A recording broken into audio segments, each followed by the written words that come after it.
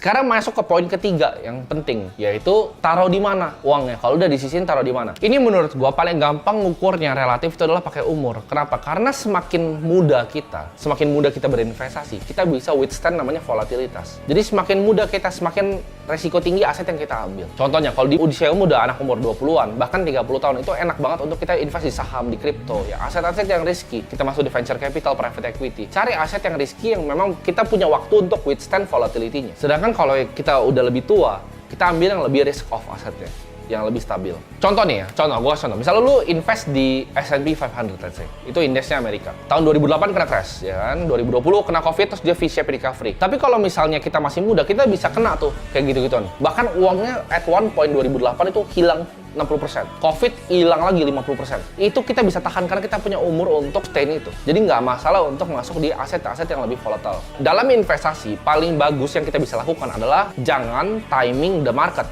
Jadi time in the market is always better than timing the market. Kita bukan dukun, kita bukan Tuhan. Kita nggak bisa tahu market itu mau jungkir balik atau mau kemana. Tapi yang kita tahu adalah kita bisa otomasiin investasi kita. Contohnya, kayak gue pribadi, gue udah pilih aset gitu. Misalnya gue pilih indeks S&P dan gue pilih Bitcoin. Ada juga misalnya exposure ke emas dan lain-lain. Itu gue automate. Jadi kayak tadi, gue punya misal gue punya uang 10 juta, spending cap gue di 7. 3 itu ya, begitu gajian, 3 itu udah hilang, jebret. Taruh Bitcoin, taruh S&P, taruh sini. Dapat lagi bulan depan 3 juta hilang. Gue jadi manajer, jadi 13 juta misalnya. Gaji gue jadi 20 juta, spending cap gue 7, masih sisa 13. 13 itu hilang, boom, boom, boom. Jadi otomatis langsung gue masukin di instrumen investasi, habis itu gue nggak lihat lagi. Itu cara kalian bikin kekayaan. Jadi nggak perlu cara-cara ribet, ini begini itu gitu. Nggak perlu. Dapat uang, boom. Dapat uang, boom. Cepet aja, hilang uang. Putar terus uangnya. Ya.